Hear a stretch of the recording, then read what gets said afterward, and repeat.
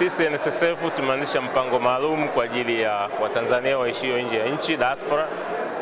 Mpango huu tumeanza kutengeneza zaidi ya mwaka mmoja uliopita, na katika kutengeneza mpango huu ni kwamba utahusu Watanzania wote wanaoishio nje ya nchi. Ndugu zangu, nafurahi sana kuwa London kwa ajili ya mkutano wa diaspora.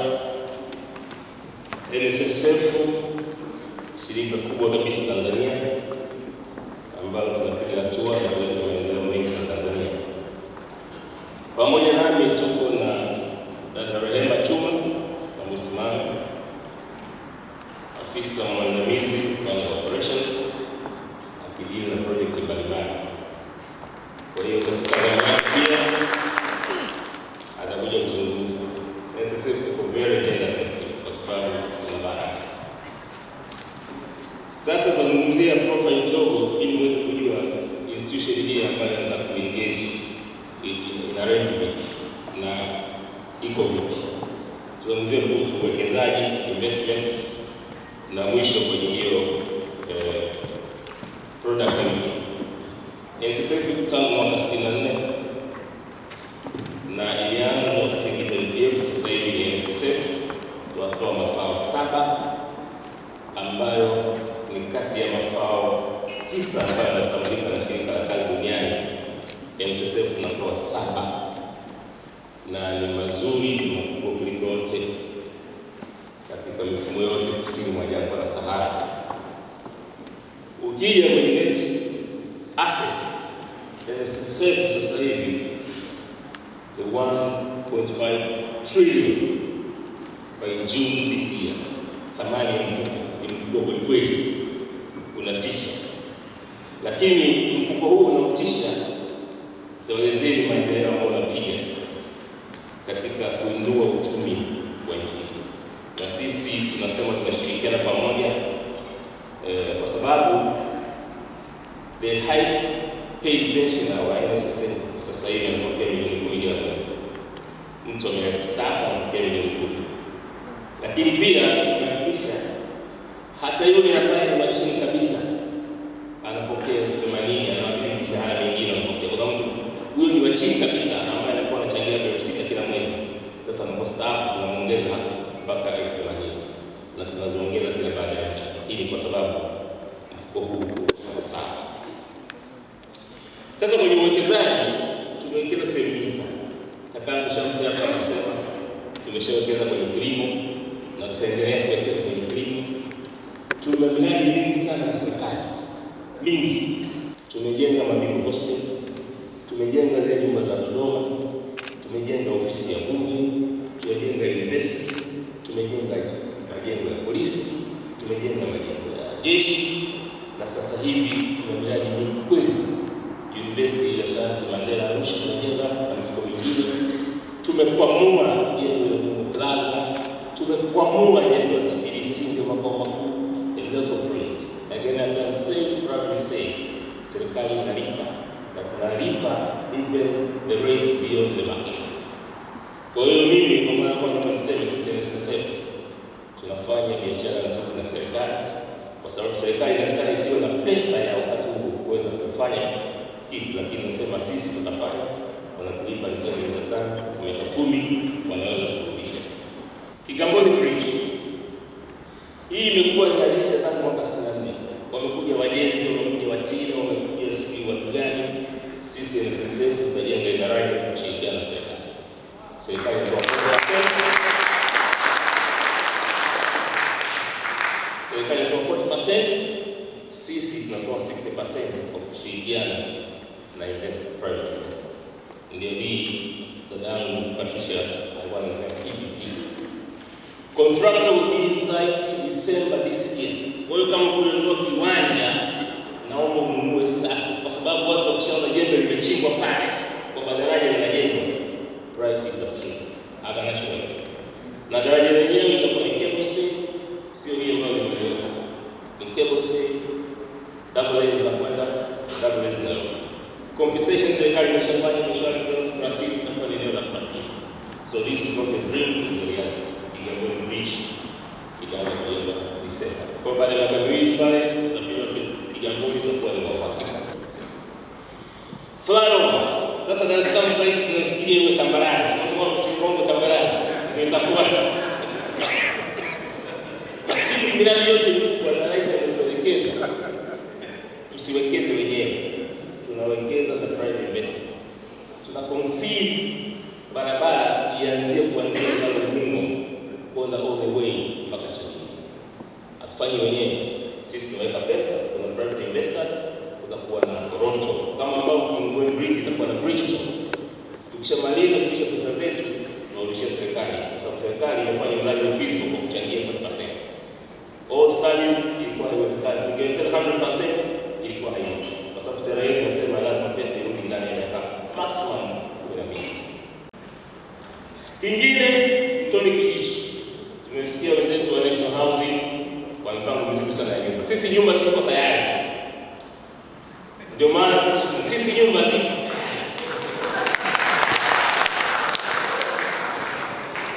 Sasa hivi nyumba wewe angalia matangazo nyumba ziko tayari. Mtu ambaye anasema kazi angalia zile nyumba. Ni nyumba za kisasa ambazo ni kisasa. Bei kati ya milioni 50 mpaka 70. Tanzania. Milioni 50 ngoja nikwambie. Mheshimiwa, milioni 50 ukilipa in 15-20 years spend. Leo hii kuna mtu amekaa kwenye nyumba Sinza anapanga tangu ameleta chuo kikuu mpaka anafanya sendo kwa binti yake. Ameshanunua milioni 50 huko ngapi? Amenunua nyumba ngapi za milioni 50? You know what I'm saying? Sisi ndio ndio Kiingereza. Tulikuwa tunauza milioni 17 kwa 20. Watu kusema ni nyumba gani hizi? Mtu anachukua zile nyumba wala hakuhamia akapangisha. Kwa mwezi atakuwa kuleta 90. Sasa hivi rent ya pale ni 50. You use other people's money. Hata mtu mkisho na ukaya. It's an asset. It appreciates. Na nyumba hizi ambazo kwenye compound, already pale watu ambao ni speculative, kuna mtu ameshaanza kujenga pump tayari. Pump kubwa tu. Kwa sababu unajua kutakuwa na community kubwa tayari. Kingine ambacho kinakuja cha ajabu kabisa Dar es Salaam cha kutisha. Mchikichini pale kuna nyumba za ajabu sana. Wanaishi watu kama hivi. Wanaishi watu. Hizi zote tunazondoa. Hii ni mradi wa ubia kati ya watu watatu. Ilala Council, Municipal Council, LSSF na mwekezaji kutoka Malaysia. Tushaanza kuwalipa wale wapangaji wote kutoka. Tunawalipia rent ya kukwenda kupanga wakakae muda wote wakati zinajengwa. Zikiisha tunawarudisha, tunawapa. Tunawachaji rent ndogo sana. Kwa musi kama walikuwa wanalipa. Kwa sababu kwanza sasa hiyo walipoendesha kwa connect. Then baada ya miaka wanakuwa hizi. Sasa kinachokuja kutokea pale ni kitu cha namna hii. Hii kazi inaanza ujenzi mwaka huu. Kampuni toka Malaysia imekuja kuwekeza na wao wanawekeza 60%. Sisi 40% ya gharama za ujenzi. Lakini kwenye project nzima Ilala kwa 20%. Kwa unaweza kuapproach financing ni 40-60. Lakini kwenye project yote hawa watu wanani wa Ilala wa 20%. So the 80% tunaigawa kwa 40-60. Hapa kutakuwa na hoteli ya ghorofa 55, 7 star, imeshapata ununuzi. Kutakuwa na budget hotel, kutakuwa na supermarket, kutakuwa na apartments 2,000 hapa. The low cost, medium and 5 star. Kutakuwa na penthouse kwa mabeda. So that penthouse iko hapa. Sasa utachagua mwenyewe. Na tunaanza wao Malaysia wanasema wao nyumba wanauza wakati wanajenga. Tunachukua, sisi tunatoa pesa za expert. Nasema by the time wanamaliza nyumba zote zishaishi. Sasa hivi ni sisi tunachana 600,000. Mifuko mingine yote combine ni bilioni 1. We are able to do this kwa wanachama na mifuko mingine bilioni 1 tu. Working population ya Watanzania wote 16 billion, 17 ya wachangia. Assume tunakuwa na Watanzania hata nusu wanaochangia. Unafikiri pension funds zinaweza kufanya development ngapi nchi hii? Do we need to borrow from outside? We don't need. Sasa watu milioni 1 pension fund wanafanya vitu vya namna hii. Na PPF na LPF wote wanafanya. Na miradi mingi tumeshirikiana. Sasa fikiria tunalazimisha watu kwenye informal sector affirmative action wachangie. We don't need to borrow. Leo hizi tunaingia kwenye umeme Kiwira. Watu wanasema kwa nini tunaingia kwenye umeme? Sio kazi yenu. Wanataka mtu toke nje aje ongeze kwenye umeme. Wazungu wasogeze kwenye umeme. Sisi tumesema mwaka huu tunaongeza kwenye umeme na tutaleta kwenye grid ya taifa. Malaysia population yake inakuwa ni nusu ya Tanzania. Lakini megawatts wanazo 22,000. Tanzania population yetu mara mbili ya Malaysia, umeme haufikii 1,700. Sasa tuongeze maendeleo. Alafu sisi tunapoongeza kwenye umeme, kuna mtu anaandika kwenye gazeti hii haiwahusu. Hii inafanyaje? Na ndio maana watu wanataka kuongeza kwenye umeme, NCC kuongeza kwenye umeme. Kama leo sisi tunaweza kuleta megawatt 300 tu. Hamna mgao. Hamna mgao. Sasa tunataka kununua Kiwira. Ile Kiwira imekwama. Tununue, tuinvest, tuwekeze kwenye umeme. Watu wanasema kwa nini mnakwenda kwenye umeme? Gesi ndio profit from Leslie. Tuwekeze kwenye gesi. Gesi ni kwa nini mmoja? Wanataka mtu atoke Malaysia, atoke India, akiweka simu ni mwekezaji. Aje kule ndio mwekezaji. Sisi NSSF tumeanzisha mpango maalum kwa Watanzania waishio nje ya nchi diaspora. Na mpango huu umewalenga hasa Watanzania hawa kwa sababu kumekuwa na matukio mbalimbali ambapo Watanzania wanafariki nje ya nchi, lakini kusafirisha mwili kuleta Tanzania imekuwa tatizo kubwa sana. Sasa NSSF tukahudhuria vikao hivi vya diaspora Marekani na Uingereza. Kwa hiyo tumeandaa mpango maalum ambapo Mtanzania atakuwa kifariki atakuwa anasafirishwa kurudi nyumbani. Sasa naomba nimkaribishe mwenzangu naye Machuma awapitie kwenye skimu ambayo tumedesign kwa ajili ya diaspora. Kwa sababu hapo kumekuwa na matatizo. Watu wakifa ni matatizo. Tunachangiana wiki 2, wiki 3 ya nini hiyo? This is an insurance scheme. Ndio makaribu.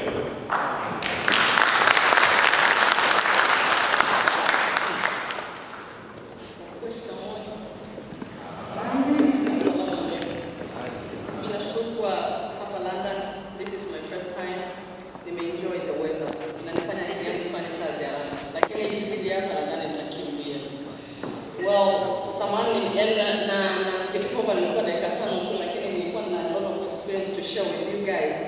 Unfortunately, I have to go straight to the point. NSSF kama msemaji aliyopita alivyosema, tunajitahidi kuingia kwenye society zaidi, kwa sababu tunajua society yetu tunasema iko left alone, hapana, lakini tunaona kwamba sisi wenyewe kama wana society hatujipush. Kwa hiyo tunasema ngoja tufanye vitu ambavyo vitawasaidia society, kwa sababu society yetu ilikuwa ya kulalamika tu, government haijafanya hivi, government haijafanya vile. Sasa tumesema ngoja basi tuje na kitu, mtu mwenyewe kama diasporian ajiishue mwenyewe, au invest mwenyewe, ili baadaye au aweze kuondokana na ile dhana ya kwamba lazima serikali ifanye hiki au kufanya kile. Westside au welfare scheme for diaspora ni diaspora ambayo tumedesign kwa ajili ya kusave sort out contingencies za wale diasporians.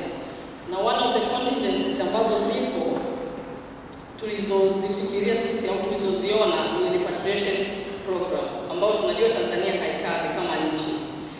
Mimi nimepata bahati ya kwenda Philippines. Philippines wana system nzuri sana ya kuanzia social security mpaka taking care of the people, their people who are in the overseas. Wao wana scheme inaitwa OWA. Hiyo OWA ni scheme ambayo inakava wale overseas wote mnaoona, wale Filipino wote mnaoona wako covered. Na yenyewe iko direct linked na serikali. Sasa sisi tumeona kwa sababu serikali yetu bado ni kwanza imejiengage kwenye diaspora, ngoja tukimbie sisi tuseme tutafute scheme ambayo for the time being itawasaidia diasporians wote. Kwa hiyo hii scheme iko meant to cover all Tanzanians living abroad including students. Sisi consider kidogo students, ingawa waziri jana alisema wao wako excluded, lakini sisi tumefikiria kwamba mwanafunzi akisoma hapo kwa miaka 3 yuko kwenye riski, anaweza akafariki in between. Kwa hiyo kama sikuwa na insurance, manake bado tutapata shida ya kumchangia ili turudishe human remains. Alafu hii ni estimate ambayo tulichukua kutoka wizarani by then, ingawa hatuna database, hawana database kama tunaposema tusaidiane ili kutengeneza database. Lakini tumeestimate kwamba Tanzanians living abroad wako 170,000, na hii ilikuwa ya mwaka juzi 2009. Na target yetu kwa sasa tumetarget to cover at least 5% of the estimated Tanzanians, ambapo insurance itacover pia for dependents of their choice ambao watakuwa nyumbani. Na kwa ufupi, kwa sababu mwanzo tulishafanya hii kitu introduction, tulishafanya USA, wao wakasema $300 kwao itakuwa rahisi kulipa kwa mwezi. Kwa hiyo tukasema this is a high time for you guys to evaluate this scheme, kuona kama je $300 ambao ni equivalent to how many pounds. I think it's going to be less. Kwa hiyo wakasema hii we can afford. Which packages are we covering? Kwanza tunataka huyu mtu ambaye tutamcover awe current kwenye remittance. Alafu being current manake atakuwa subjected na the following benefit packages, ambapo kuna health insurance. Hapa mnaona huyu baba amefurahi sana, ana afya nzuri, ni kwa sababu ana insurance. Sababu kama angekuwa hana insurance, whether it's in diasporian au nyumbani, asingeweza kuwa na watoto wenye afya kama hivi. Actually hiyo picha tumetoa kwa ajili ya kuonyesha kwamba we need help. Without health nadhani hatutaweza kusonga mbele. Service nyingine ambayo tutaikava ni repatriation. Mimi nimekuwa nikifuatilia sana hizi blogs zetu. Nimekuwa nikiona Watanzania wakitoa rai au maombi ya misaada ya kusafirisha miili. Tunakubaliana jamani, imekuwa ni janga kwa kweli la kitaifa. Sijui kama nchi zingine wanafanya hivyo wao wana schemes, lakini michuzi amekuwa akifanya hii kazi sana kupost hizi, jamani tuna mwenzetu amefariki Tanzania, tunaomba tumsaidie kurudisha. Sasa sisi will cover it. Kwa hiyo msiwe na wasiwasi, tutawasaidia. NSF ina pesa jamani, na nyinyi mna pesa. Ensure yourself so that you come back home wanasema decently. Sawa, maana nao mara nyingi umekaa kwa hospitali michango is not decent at all. You need to go home decently. Sawa, na itakava transportation of human remains na return ticket for the accompanied person. Tumeconsider hiyo, maana pale mchuzi anasema gati turudishe mwili, lakini kuna accompanied person ambaye anatakiwa apeleke mwili, kwa hiyo we'll cover that. So we think you diasporian could do it yourself. Usisubiri government itufanyie jamani kila kitu. Inabidi tufanye wenyewe, tujiinsure wenyewe, tujiwekezee kwa ajili ya life insurance. Remittance will be done online through a link between bank and designated NSF work for diaspora. It's in the process. At the time we are about to finalize, tuko kwenye initial stages, na launching date ya hii scheme ni September, Marekani kwenye conference ya DICOT. Karibuni sana, we think we can, na it's a minimum money. I think tutashare wote ku evaluate how much we want to contribute, lakini mwisho wa siku we want to ensure you, hata kama mtaki kurudi nyumbani, basi mrudi mkiwa mmekufa na mrudi decent.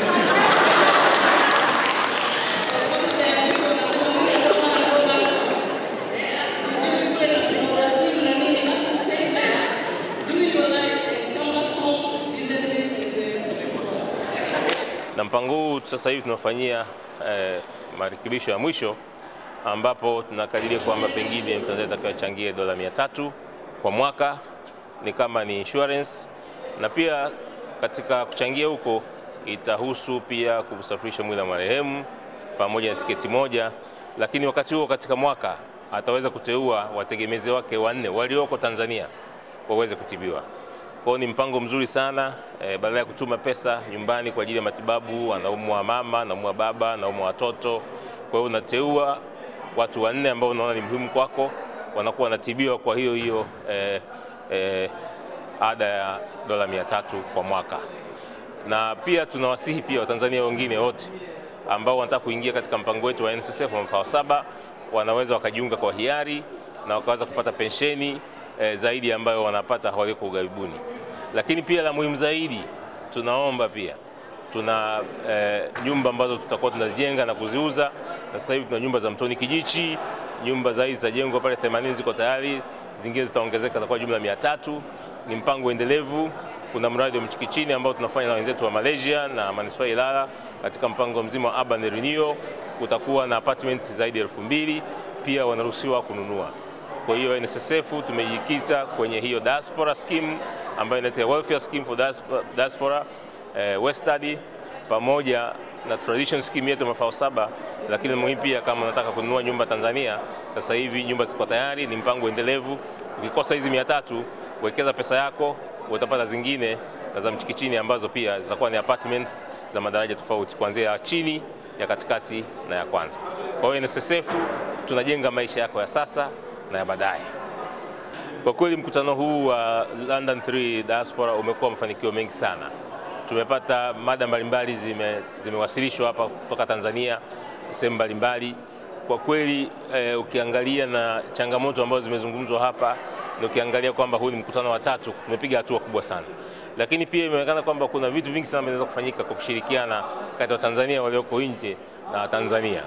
Opportunity Tanzania ziko kubwa sana ambazo kwa kweli kama Tanzania walioko nje wanaweza kuzichukua, waanze kufanikiwa. Lakini pia tumejifunza sisi hata Tanzania tulioko kule, tuna opportunities nyingi sana tunaweza kufanya na Watanzania walioko huku, kwa maana ya kukuza biashara na uwekezaji. Kwa hiyo nafikiri diaspora London 3, London 4 iwe nzuri zaidi na nyinginezo dunia nzima. Kwa kweli diaspora, kwa sababu ya expertise, exposure yao, wana mambo mengi sana kusaidia Tanzania, sio katika remittance tu, hata katika human capital building. Kwa hiyo diaspora forum iendelee, sio kwa UK tu, hiyo kwa Marekani na kwa dunia nzima. Na tunaomba serikali itilie mkazo haya, na sisi taasisi zake tuko tayari kusapoti hii vision na motion ya diaspora dunia nzima.